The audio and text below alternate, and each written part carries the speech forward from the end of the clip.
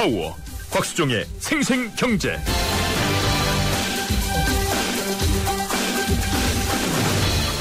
안녕하십니까, 곽수종입니다. 8월 22일 목요일 YTN 생생경제 시작하겠습니다.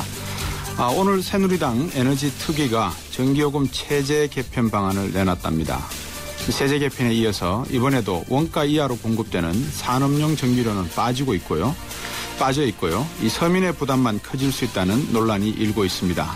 그 내용이 지난해 한국전력이 정한 이 주택용 전기요금 누진제 축소 방안을 그대로 대부분 수용한 것이라고 전해지고 있는데요.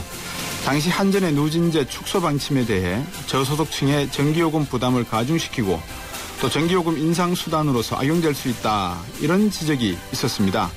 근데 바로 그 내용이라는 겁니다. 더 큰 문제는 산업용 전기요금에 대해서는 어떤 대책도 없다는 겁니다. 지난 6월 발표한 감사원의 한국전력 감사 보고서에 따르면 2008년부터 4년간 원가 이하로 공급된 산업용 전기로 인해서 기업 이득이 총 5조 23억에 달한다고 합니다. 자, 또한 산업용에는 누진제조차 적용되고 있지 않은 상태라는 건 다 아실 거고요. 이것은 결국 한전의 누적 적자로 이어지고 세제 개편안과 같이 유리지갑만 노리는 꼼수로 비춰질 수 있다는 겁니다. 오늘 2부 경제핫 이슈 시간에서 전기요금 체제 개편 방안에 대해서 자세히 살펴보겠습니다. 3부 경제핫 이슈에서는 어제 국민연금 종합운용계획안을 세우는 공청회가 열렸었는데요. 그 내용도 한번 말씀드리겠습니다. 8월 22일 목요일 곽수종의 YTN 생생경제 1부 시작하겠습니다.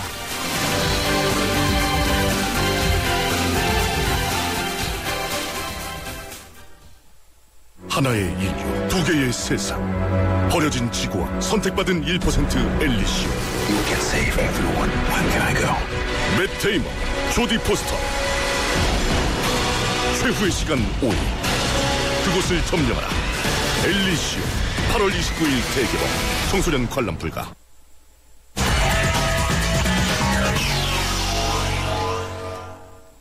BS투자증권 리서치센터의 투자전략부 홍순표 부장입니다. 안녕하세요. 예, 안녕하세요. 뉴욕타임스가 우리나라도 버냉키 버블의 사정권 안에 들어와 있다, 이런 이야기를 했는데 오늘 시장이 거기에 대한 반응을 보인 겁니까? 예, 그렇다고 볼 수 있을 것 같은데요. 네. 오늘 별다른 그런 반응을 보이지 못하고 계속해서 하락하는 모습을 보였습니다. 네. 코스피 어제보다 결과적으로 0.98% 하락한 1849.12포인트를 마치면서 닷새째 하락 흐름을 이어갔습니다. 네. 미국의 양적 완화 조기 축소 가능성으로 인도와 인도네시아 등 주요 신흥국들을 중심으로 제2의 아시아 외환 위기가 올 수 있다는 우려감 속에서 코스피는 장중 내내 하락 흐름을 나타냈고요. 네. 장중에 중국의 8월 HSBC 제조 PMI 지수 예비치가 50.1포인트로 시장에서 예상했던 48.2포인트와 전월에 기록했던 47.7포인트를 큰 폭으로 상회하면서 앞으로 중국 경제 성장세 둔화에 대한 이런 우려감을 어느 정도 완화시켜줬지만은 네. 코스피에는 별다른 호재로 작용하지는 못했습니다. 오늘 외국인은 운수창고, 음식료, 그리고 화학, 철강금속업 등을 중심으로 이틀째 1천억 원 이상의 주식을 팔았고요. 연기금과 투신을 앞세운 국내 기관은 운송장비, 전기전자, 화학, 의약품 등을 중심으로 500억 원 이상의 주식을 사들이면서 이틀째 코스피 하락을 방어했지만 역시 역부족이었습니다. 네. 업종별로는 전기가스업을 제외한 나머지 전 업종이 일제히 하락했습니다. 특히 증권, 의약품, 기계, 건설, 음식료업이 2% 이상 하락하면서 가장 두드러지게 하락했습니다. 네. 방금 말씀하신 내용을 듣다 보니까는 닷새 사이에 거의 100포인트가량이 빠져버렸군요. 예. 만약에 이런 그 코스피의 하락, 또 우리 증시의 이런 침체가 상당 기간 지금 지속되고 있는데, 기관도 그렇고 개미도 그렇고 이제 스트레스라든지 또는 피로 현상이 나타날 때쯤 되지 않았습니까? 만약에 이 피로 현상이 나타난다면 어떤 형태가 될까요? 일단 계속해서 코스피를 기준으로 본다면은 네. 어느 정도 추가적인 그런 상승이 나타나더라도 이런 상승 흐름에 대한 신뢰감이 약해질 수밖에 없기 때문에 네. 결국은 단기적인 관점에서 차익 매물이 나타나고 네. 이로 인해서 또 추가적인 상승이 어려움이 다시 한번 확인되면은 네. 계속해서 투자 심리는 악화될 수밖에 없고요. 예. 사실 증권사 직원들 상당한 피로감을 이미 이전부터 계속해서 느끼고 있는 상황이긴 합니다. 그러게 말입니다. 개인들도 지금 어디서 용돈을 벌 데도 없는 것 같고, 그러다 보니까 한편으로는 참 알뜰하게 생활하실 것 같기도 하지만, 그러다 보니까 이게 너무 주식시장에 어떤 활력이 있어야 그래도 기업도 생산이나 투자가 가능할 것 같다는 생각이 드는데, 기업들 쪽 입장은 지금 어떻습니까? 유보자금을 현금으로 500조 쌓아놓고 있다. 이게 반가운 소식은 아닌데요. 예, 그만큼 경기에 대한 불확실성을 크게 느끼고 있다는 점인데요. 네. 아무래도 경기 상황이 악화될 가능성도 배제할 수 없다는 그런 부분들을 반증하는 것으로 볼 수 있겠습니다. 네. 결국 기업들이 현금을 많이 쌓아두고 있다는 것은 투자로 연결이 되지 못하게 되고 이런 부분들로 인해서 고용 효과라든지 경기의 또 선순환 구조가 계속해서 지연될 수밖에 없다는 점을 시사하는 것이라고 볼 수 있고요. 네. 결국 주식시장에도 긍정적인 그런 시그널은 아니다라고 볼 수 있겠습니다. 한번 숲에 대한 이야기를 하자면 중국이 바레만의 해저 지하터널 사업을 조기에 실시할 수 있다. 이거는 중국 경기 부양에 대한 중국 정부가 나설 수 있는 하나의 정책을 이야기하는 것 같지 않습니까? 그죠? 예. 이 부분이 동남아 시장에 만약에 어떤 위기가 나온다면 이 중국이 적극적으로 나설 수가 있다. 그렇게 되면 동남아 시장에 대한 적어도 중국 위안화의 기축 통화의 지위가 보다 빠르게 격상될 수도 있다. 이런 전략도 가능할 것 같은데 어떻게 보십니까? 일단 지금 당장이 더 중요한 이야기라고 볼 수 있겠는데요. 예. 하지만 중국 경제의 그런 영향력 그리고 중국의 내수 진작 효과 이런 부분들도 사실 이전보다는 약해질 수밖에 없다라고 판단이 됩니다. 네. 글로벌 금융위기를 통한 글로벌 경기 침체를 경험하면서 일단 중국 내 프로젝트도 일단 중국 기업들을 우선적으로 배정을 하는 그런 정책이 지속이 되고 있기 때문에 네. 실질적으로 중국 경기의 수혜를 체감적으로 느끼기에는 좀 더 시간이 필요할 것으로 판단이 됩니다. 예, 중국 기업이나 아니면 중국의 지방성들 지금 나름대로 여러 가지 경제적인 정책들을 펴고 있겠지만 이 동남아 시장에 대한 위기론이 확산이 되거나 또는 확대가 된다 그러면 결국 중국 경제도 수출 부분에 상당히 타격을 받으면서 좀 위태로운 위험이 몰려올 수 있지 않을까 싶은데 어떻게 보십니까? 예, 중국과 마찬가지로 우리나라도 아세안에 대한 수출 비중이 상당히 높은 수준이기 때문에 일단 인도라든지 인도네시아를 중심으로 한 경기에 대한 불확실성, 특히 외환 위기 가능성까지 고려가 되고 있다는 점은 일단 중국에 대한 수출 약화 가능성을 좀 배제할 수 없게 하는 부분들이라고 볼 수 있고요. 네. 우리나라 수출 역시 전체적인 규모는 미국과 유럽 어느 정도 경기 회복 가능성을 보여주기 때문에 어느 정도 좀 상쇄할 수 있을 것으로 판단이 되지만은 하반기에 대한 기대감을 상당 부분 좀 잠식할 가능성도 열어둘 필요가 있어 보입니다. 우리 정부가 말이죠. 하반기 들어서기 전에 상반기 말미에 하반기 가면은 경제 성장이 더 확대될 것이고 4%대도 넘을 수 있다. 이런 상저하고의 이 낙관적인 전망을 한 것으로 제가 기억을 하는데 아직도 그 전망은 바꾸지 않고 있겠죠? 설마. 예, 아무래도 좀 돌발 변수 부분들을 고려를 하면은 당초 예상보다 좀 낮아질 가능성은 열어둘 필요는 있어 보이지만은 여전히 기저 효과라든지 그리고 최근에 유로존의 경기 회복 가능성, 또 중국의 경제 성장세가 둔화 이런 부분들이 좀 완화되고 있다는 점을 고려한다면은 일단은 그 기대감 상저하고에 대한 기대감은 아직까지는 좀 더 유효하다라고 생각을 하고 있습니다. 우리 홍순표 부장에게도 간단히 한번 여쭤보고 싶습니다. 지금 우리 정시에서 보이고 있는 이 아시아 위기론에 대한 반응은 과민 반응이다 아니면 이유 있는 반응이다? 모든 것이 이유는 있는데 지금 현재로 본다면은 그 수치적인 측면에서 본다면은 다소 좀 과민한 측면이 있고요. 다만 우리나라 증시 자체가 수급 측면에서 자유롭지 못한다는 점을 고려한다면은 외국인의 센티멘트 자체는 양적 완화로 인해서 부정적인 영향을 받을 수밖에 없을 것 같습니다. 결국은 그 현재 통화 정책의 이런 변화, 과도기에서 나타날 수 있는 센티멘탈의 취약성 이런 부분들은 충분히 고려를 하셔야 될 것 같습니다. 네, 오늘 말씀 잘 들었습니다. 고맙습니다. 예, 감사합니다. BS투자증권의 리서치센터 투자전략부 홍순표 부장이었습니다.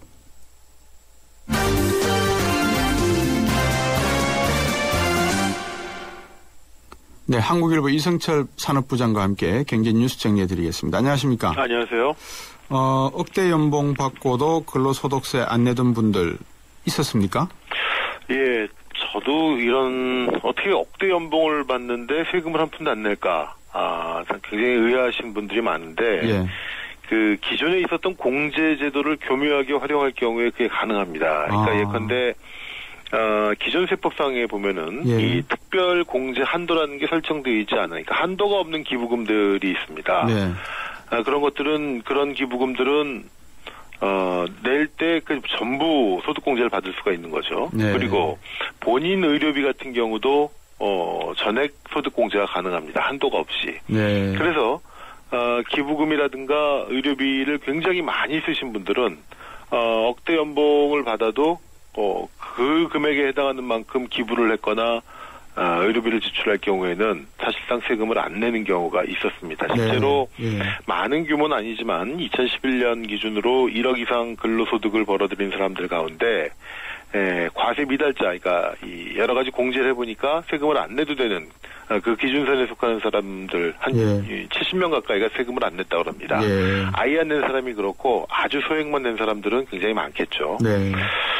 물론 이 제도의 취지를 감안한다면 정말로 진짜 아낌없이 벌어들인 만큼 기부를 하셨거나 또 정말로 중병을 알아가지고 굉장히 많은 돈을 의료비에 썼을 경우에는 아마 정당하게 세금을 안 낸 분들도 있는데 네.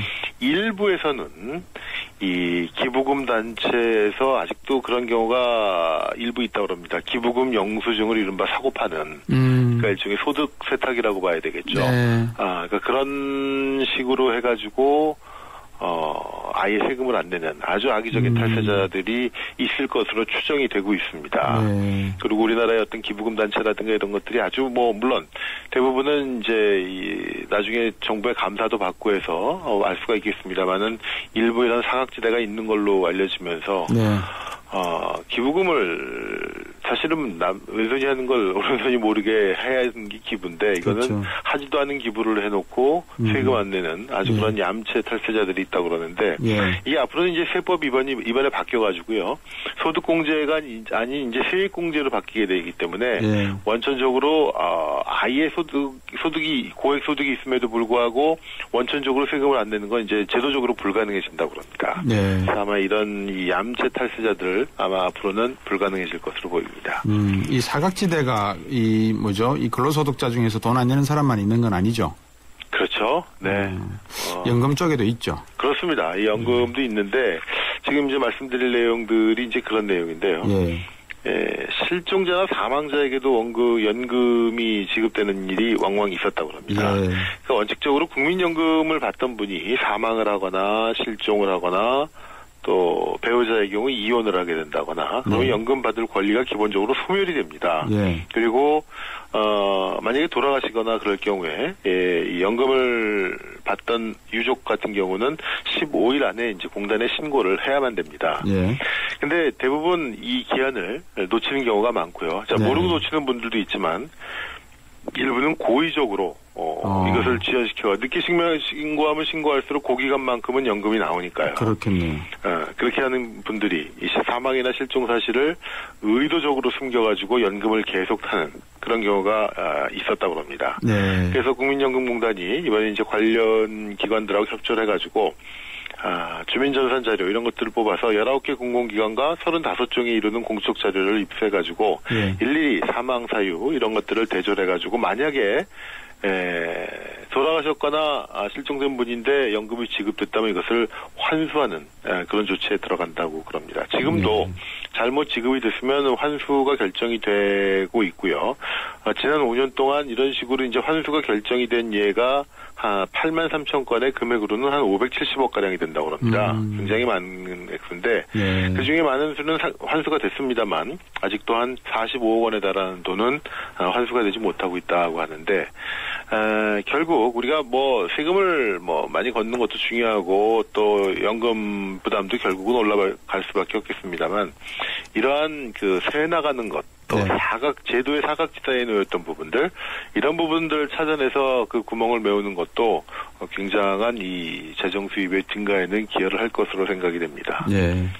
44억이라고 하지만 그렇게 생각하는 것 자체를 막을 수 있다 그러면 향후에는 더 많아질 수도 있겠죠. 그렇죠. 네. 뭐 조금 이따가 저들 2부에서 경제 이슈 시간에 이번에 다시 전기요금 개편을 향한 어떤 세제 개혁에 이어서 두 번째 개혁 내용을 새누리당에서 마련했다 그러는데 들어볼 건데 네. 전력 위험 요새 좀 안정되고 있습니까? 이제 더위가 좀 무너지면서 어떻습니까? 이게 사실 지난주가 굉장히 고비였습니다. 네. 지난주 사실 월, 화, 수요일을 정부가 이게 마의 3일이다 그래가지고 가장 올 여름 들어서 가장 전력이 아슬아슬한 상황을 지난주 월, 화, 수로 했죠. 네. 근데 무사히 넘어갔습니다. 사실 무사히 넘어간 게 전력이 남아들어서 무사히 넘어간 게 아니라 국민들이 정말 에어컨 안 틀고 특히 공공기관 같은 경우는 거의 찜통 속에서 대부분 공무원들이 근무를 하셨던데 민원인들도 마찬가지고요. 결국 국민들의 땀과 인내로 이걸 무사히 넘겼는데 그래서 이제 올여름 전력고비 무사히 넘어가나 싶었더니 어제였죠.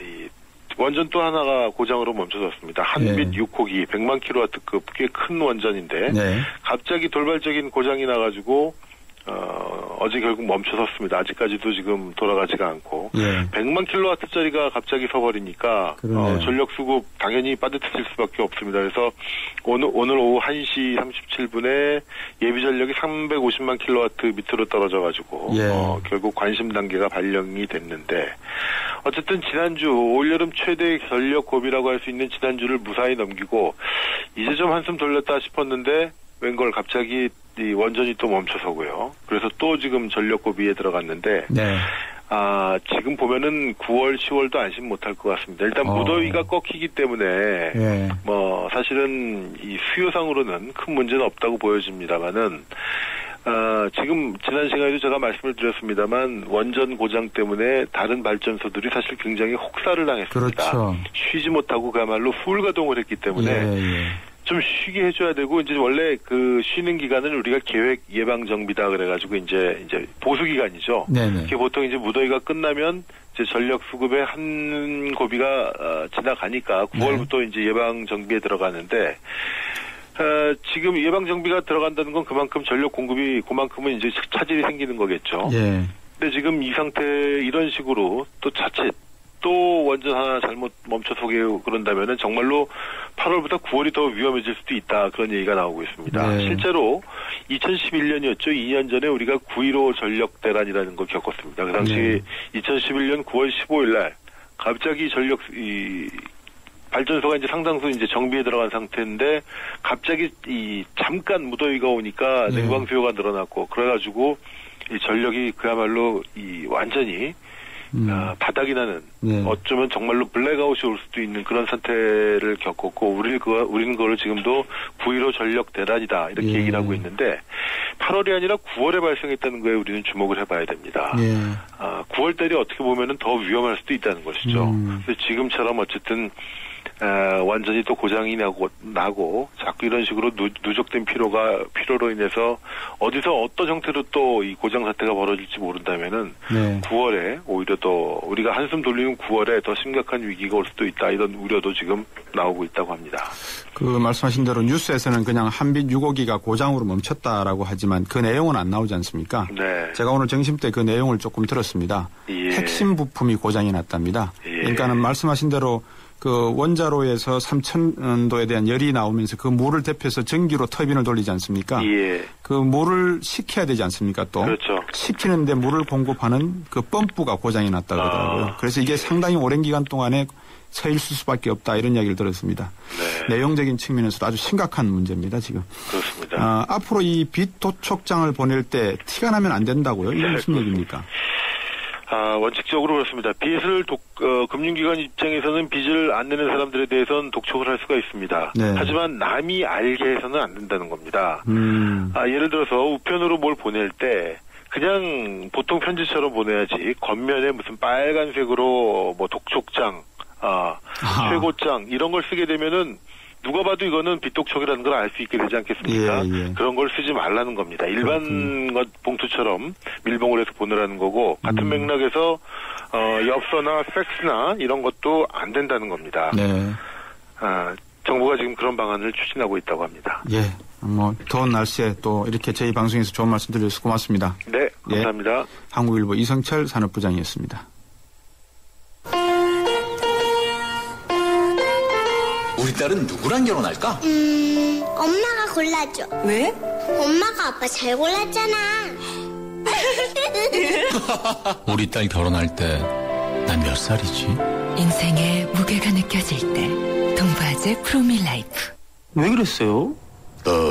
최신 LTE-F는 사드렸는데 왜 그러세요? 넌 나에게 3G도 줬어. 100% LTE가 있는데도 말이야. 이럴 수가.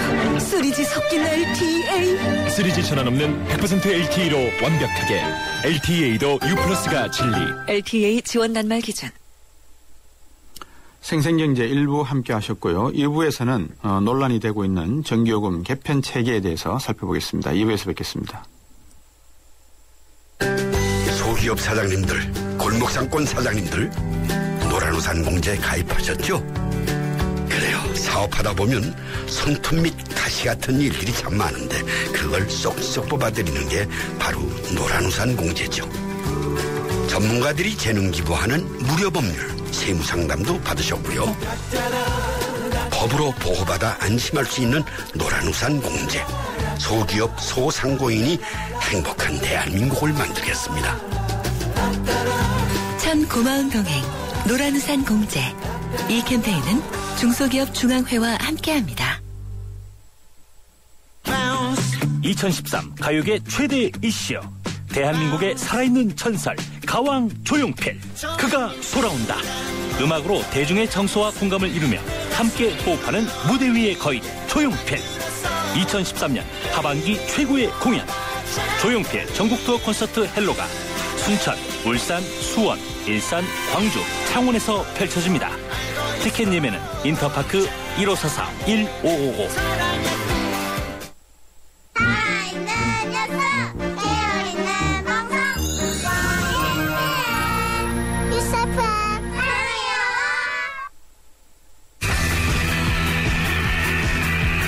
경제프리인 곽수종의 생생경제.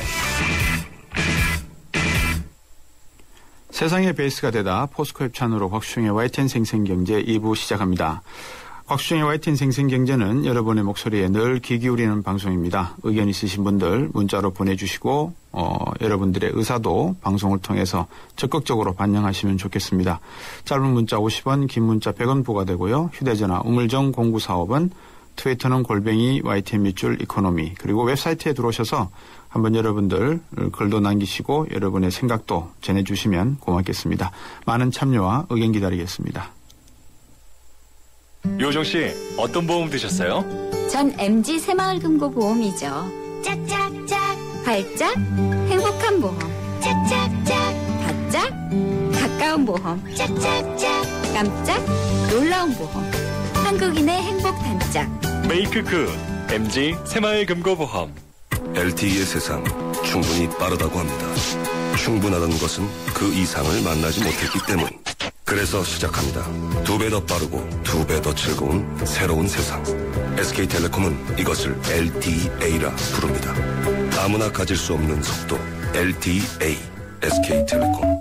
하나의 인류, 두 개의 세상. 버려진 지구와 선택받은 1% 엘리시오.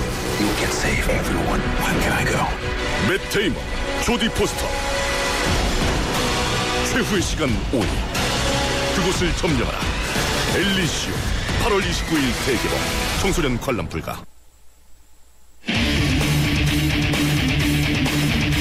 곽수종의 생생경제. 오늘 뉴스에서 들으셨겠지만 새누리당과 정부가 지금 6단계로 나누어져 있는 전기요금 누진제를 3단계로 줄이겠다는 이 전기요금 체제 개편안 발표했습니다. 중산층 서민들의 전기료 폭탄을 없애겠다라고 하더니 오히려 정반대의 결과가 나오지 않을까 우리의 목소리가 나오고 있는데요. 시민경제사회연구소의 홍원호 소장과 함께 이번 개편안의 문제점에 대해서 살펴보겠습니다. 안녕하십니까? 네, 안녕하세요. 지금 6단계라고 하면은 어떻게 되어 있고 3단계로 줄인다는 건 어떻게 줄인다는 건지요? 지금 6단계라고 그러면은 지금 100kWh 이하가 1단계고요. 네. 그다음에 200 이하가 2단계, 300 이하가 3단계 이런 식으로 해서 마지막 6단계가 500kW 이상이면 6단계로 되어 있습니다. 그런데 지금 이제 그 새누리당 쪽에서 3단계론이 나오는데요. 그 얘기는 1단계는 200 이하는 1단계로 하고 그다음에 200에서 600은 3단계로 하고 600 초과는 이제 죄송합니다. 그다음 2단계고 이제 600 초과 3단계죠. 그런데 뭐 900 초과도 얘기가 나와요. 그러면 900 초과를 한다고 그러면 이게 4단계잖아요. 그래서 지금 얘기를 들어보면 4단계 얘기를 하고 있는데 말을 하는 건 또 3단계 얘기를 하니까 이게 상당히 좀 헷갈립니다. 네. 눈치 보고 있는 거 아닌가 싶은데 최근 국회 예산정책처가 내놓은 보고서를 보면 저소득층에 오히려 전기요금 부담이 더 커진 것으로 나타난다. 이런 얘기가 있던데 왜 그렇고요? 어떤 문제 때문에 그렇습니까? 그거는 일부 언론에서 아마 오해를 한 것 같아요. 이게 이제 제가 그 보고서 원본을 봤더니 이게 이제 뭐 지금 저소득층에 더 부담이 간다 그런 얘기는 아니고요. 그 보고서를 보면 1642만 가구 이걸 모집단으로 조사를 했습니다. 그래놓고 보니까 그중에서 98.5% 그러니까 1618만 가구 여기에서는 저소득층의 전기요금이 고소득층보다 더 낮게 나타났어요. 일반적인 현상이죠. 그런데 나머지 1.5% 여기에서 24만 가구인데 여기에서는 이게 저소득층의 전기요금이 고소득층보다 좀 많이 나타났어요. 근데 일부 언론에서는 이것만 빼가지고 이 가구에서는 저소득층의 요금이 많다 이렇게 얘기를 했는데 이게 상당히 오해의 소지가 많은 것 같습니다. 어떻게 1632만 가구 모집단을 가지고 조사를 했는데 6단계에서 3단계로 줄이게 되면 저소득층의 전기요금이 낮아진다. 이 결과라는 말씀이시죠?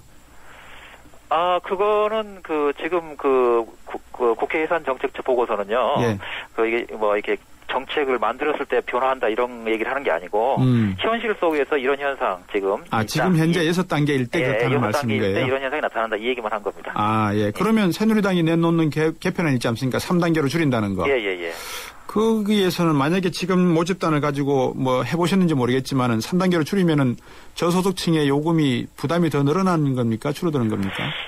그렇게 되면 늘어납니다. 근데 이제 여기서 좀 해야 여러 가지 좀 가정을 좀 해야 되는 게 지금 새누리당 얘기는 1단계에서 그러니까 200 이하에 대해서 여기서는 현행을 유지하겠다 그런 얘기 했더군요. 근데 이것도 좀 헷갈려요. 왜냐 그러면 1, 2단계를 합치면 1단계에 전기요금이 단위당 59원이고 2단계는 뭐 122원 정도 되는데 이걸 현행 유지 단계로 한다고 그러면 그냥 59원하고 122원이 그대로 있는데 그게 어떻게 또 통일된 단계가 되겠어요? 그것도 헷갈리고. 그렇죠. 그다음에 이제 2단계는 이제 200에서 600 사이에 거기를 이제 동일하게 한다. 부담 안 주고 한다. 그러면 3단계 가격을 다 유지해야 되는 거 아닙니까? 그렇죠. 그러면 이제 한전에 손실이 많겠죠. 그러면 손실이 많습니다.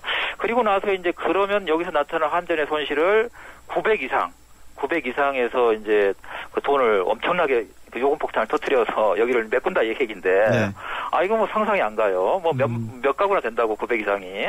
그래서 지금 이제 그런 현실적인 문제가 있고 만약에 이게 3단계 3배율제 이게 지금 한전이 지난해 얘기한 거거든요. 여기서 3단계 3배율제라고 하면 조금 전에 3단계는 이제 누진 구간이 3단계고 3배율제라고 그러면 최저 구간과 최고 구간의 그 요금 배율이 3배라는 겁니다. 이제 그렇게 바꾼다는 건데 지금은 11.7배거든요. 그렇게 바꾸게 되면 저소득층들의 부담이 상당히 들어가죠. 그래서 이렇게 되면 지금 1단계에서 100kW 200kW 이하 1, 2단계에서 쓰는 분들은 한 6,000원 정도 요금이 늘고요. 그 다음에 지금 200에서 한 400 하는 분들은 한 13,000원 정도 요금이 더 늘게 되고 반면에 400에서 500 쓰는 분들 여기에서는 뭐 한 10,000원 가까이 좀 줄게 되고 그 다음에 500 초과 쓰고 있는 분들 이런 분들은 한전의 생각 즉 말해서 3단계 3배율제를 받게 되면 약 7만 원 이상 전기요금이 줄게 되기 때문에 한전의 그런 지난해 얘기했던 3단계 3배율제를 뭐 새누리당이 받을 가능성은 전혀 없다고 생각이 됩니다. 요금 구조를 한번 간단하게 다시 한번 짚어주시겠습니까? 어떻게 된다는 겁니까? 지금 요금 구조가 그러니까 지금은 이제 6단계 오늘 굉장히 말이 어려운 게 많이 나오네요. 아니, 그러니까요. 이게 지금 왜냐하면 방금 말씀해 주신 거하고 언론에서 나온 거하고도 틀린 부분이 좀 많이 있거든요. 네, 그렇죠. 그러니까 지금 6단계 11.7배율제로 돼 있어요. 지금은. 그래서 이제 6단계 얘기는 제가 말씀드렸고, 그다음에 11.7배율이면 지금 이제 최저 구간에서는 뭐 59원 정도 내는데 최고 구간에서는 600원이 넘어가요. 그렇죠. 690원이 넘어가요. 11.7을 곱하면 되니까. 예, 거기 17배라는 얘기고. 그래서 지금 이제 새누리당에서는 이거를 이제 좀 바꾸겠다고 하는데 거기에 대해서 구체적인 얘기 전혀 안 하고 있어요. 그러니까 뭐 어떤 가격으로 바꾸겠다. 우리가 지금 나오는 얘기 전혀 그러니까 지금 600 이하에 대해서는 전혀 부담 없이 하겠다. 부담을 줄이겠다. 대신 뭐 900 이상에서 부담을 늘리겠다 뭐 이런 식으로 얘기하는데 전혀 수치가 안 나오거든요. 계산상으로. 그렇기 때문에 지금 어떻게 모의 실험을 할 수도 없는 단계입니다. 대신 그래서 제가 아까 말씀드린 거는 한국전력에서 그 3단계 3배율제를 이렇게 얘기를 했는데 그걸 해봤더니 그러니까 400 이하에 대해서는 저기 요금이 많이 늘고 그다음에 그 400 초과분에 대해서는 굉장히 요금이 줄어든다 이런 얘기를 할 수 있습니다. 이렇게 많이 많을 수 있는 개편안을 왜 수용을 한 겁니까? 지금 그러니까 새누리당 생각으로는 작년에 그 8월 달에 그 전기 요금 폭탄이 터졌지 않습니까? 그래서 이제 그렇게 되면은 그 중간층에 있는 분들 대략 한 300에서 400 또는 200에서 400 이쪽 계층이 거의 한 1000만 가구가 돼요. 이분들이 에어컨을 쓰면서 작년에 막 요금이 굉장히 많이 늘었다 했는데 근데 그건 언론의 보도에서 좀 특수한 경우가 굉장히 많았고 저희들이 작년에 뭐 해보니까 대략 한 10% 정도 는 것 같더라고요. 평균적으로는. 그래서 그랬는데 올해 이제 또 그런 문제가 터질 것 같으니까 사전에 이제 그걸 좀 먼저 이렇게 손을 써서 대안을 만들겠다고 하는데 문제는 지금 그 새누리당 얘기하는 게 너무 지금 그 엉성하게 좀 그 얘기가 나오고 있어서 뭐 저게 제대로 될까 그런 생각을 많이 합니다. 제가 7월 달에 쓴 전기 요금을 보니까요. 177kW 썼고요. 전기 요금이 18,700원 돈이 나왔더라고요. 굉장히 적게 쓰신 건데. 킬로와트당 한 100원 정도 그렇게 매겨진 것 같은데 갑자기 질문이 생기네요. 그러면은 3, 4단계에 있는 구조 구간에 계시는 분들은 6단계에 있을 때 전에보다 더 요금을 내셔야 되고 5, 6단계에 계시는 분들은 전에보다 요금을 적게 내실 거고 그렇게 되면 3, 4단계에 있던 분들 전기 더 쓰면 될 거 아닙니까? 더 써버릴 생각도 하시겠는데요? 네, 그럴 소지도 있죠. 이왕이면 평균적으로 돈 더 많이 내게 돼 있는데. 근데 이제 그거는 이제 그 누진제가 좀 완화되면서 나타나는 현상인데 워낙 이제 누진제 지금 현재 자체가 가파르기 때문에 그러니까 그 기울기가 굉장히 가파른 게 약간 이제 덜 가파라지면서 나타나는 현상이기 때문에 아마 그렇기는 조금 어려울 수도 있을 것 같아요. 그렇습니까? 두 번째 질문은요. 산업용은 손도 안 댔단 말입니다. 이게 이제 굉장히 중요한 문제인데 뭐 오늘 보니까 그 중앙일보 상당히 흥미로운 그 보도를 했더군요. 중앙일보면 어떻게 보면 우리가 좀 기업에 상당히 좀 이렇게 우호적인 얘기 좀 얘기한다 이런 얘기를 하는데도 불구하고 산업용 전기요금에서 아주 강하게 질타를 했는데 그 재밌어요. 그러니까 이 중앙일보 보도 내용이 뭐냐 그러면 1970년대 이후로 정부가 너무 이제 산업용이 값싼 전기요금을 주다 보니까 1인당 산업용 전기요금 소비량이 OECD 평균 2배라는 겁니다. 산업용 워낙 싸게 하다 보니까. 반면에 이제 주택용 같은 경우는 뭐냐 그러면 워낙 그 강력한 누진제를 하다 보니까 1인당 전기 소비량이 OECD 절반이라는 겁니다. 그러니까 이제 그 중앙일보 얘기는 뭐냐 그러면 산업용에서는 이제 이게 과다 소비죠. 그렇죠? 과다 소비고 주택용에는 지금 과소 소비가 현상이 나타난다는 거예요. 그러면 이제 이 보도에서 우리가 결론이 바로 떨어지죠. 지금 현재 우리의 지상 목표는 좀 이상합니다만 우리의 목표가 전기 전략이 있다고 본다면 지금 그 누진제 같은 경우는 전기 전략이 엄청나게 기여한 거 아닙니까? 과소 소비를 했으니까. 반면에 지금 이제 산업용 같은 경우는 너무 싸기 때문에 너무 이제 소비를 많이 해서 OECD의 지금 2배인데 그래서 지금은 뭐 누가 보더라도 1차적으로는 산업용 전기 요금부터 인상하는 게 가장 중요한 것 같은데 근데 지금 정부 쪽이나 여당 쪽에서는 별로 거기에 큰 관심을 안 보이고 있는 것 같네요. 말씀을 이제 듣고 보니까 이 산업용 전기 어제 제가 강남역을 갔다 왔었거든요. 그 근처에 잠깐 약속이 있어서 그 강남역 사거리에 보시면 빌딩들 큰 것들이 많지 않습니까? 그렇죠. G땡 타워라고 하는 그 건물을 보니까 네온 사인이 이렇게 쫙 건물 전체를 돌더라고요. 이게 참 산업용 전기가 싸서 이런가 하는 생각이 드는데 이게 어떻게 봐야 됩니까? 결국은 누진제 개편입니까? 아니면 저소득층 에너지를 위한 복지 정책입니까? 뭡니까? 그럼 이거는 이제 지금 산업용에 대해서 지금 지원도 해주고 있는데 네. 지난 한 12년 동안 한 14조 원 정도를 산업용에 지원했다는 거 아니에요. 지금 한국전력이. 네. 그런데 이거는 빨리 없애야 될 것 같아요. 그러니까 선진국들의 기업 지원을 보면 조세 지원, 재정 지원 그런 거 별로 안 합니다. 네. 차라리 좋은 인재 키워서 인재를 지원하죠, 사실은. 네. 좋은 인재. 네. 근데 사실 이 전기요금을 지원한다는 거는 특히 우리가 친환경, 환경을 중요시하고 또 전기 전략을 해야 되는 단계, 이런 단계에서 이게 굉장히 좀 후진적, 개도국적인 발상이거든요. 그래서 이제는 기업에 대한 전기요금 지원 이런 거는 좀 철폐해야 될 것 같고 다 줄이고 오히려 다른 방향의 기업 지원을 좀 추진하는 게 좋지 않을까 이런 생각이 들고 전기요금 누진제 같은 경우는 약간 완화하는 그런 거 좀 필요할 것 같아요. 11.7배 이런 건 좀 심하니까. 그런데 이 자체가 아까 중앙일보 보도한 것처럼 이 전기 전략이 엄청난 효자 노릇을 한 건 아니겠습니까? 네. 그렇기 때문에 이거를 많이 완화하는 거는 여기 전기 절약에는 상당히 역행할 것 같아요. 네. 오늘 말씀 잘 들었습니다. 어려운 내용인데 좀 더 들여다봐야 되겠습니다. 내용이 그죠? 그렇습니다. 예. 오늘 말씀 고맙습니다. 네, 감사합니다. 시민경제사회연구소의 홍헌호 소장이었습니다. 시사 경제 프로 곽수종의 생생경제를 다양하게 만나는 방법. 인터넷에서 YTN 라디오를 검색하면 지금 방송되고 있는 생생경제와 지난 방송을 다시 들을 수 있고 YTN 애플리케이션과 팟캐스트를 통해서도 들을 수 있습니다. 언제 어디든 손쉽게 만날 수 있는 곽수종의 생생경제 참 좋다.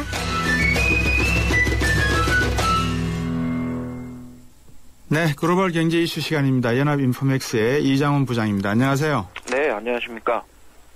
요즘 이 미국 시장 어떻습니까? 제조업 경기는 좀 다시 살아나고 있습니까?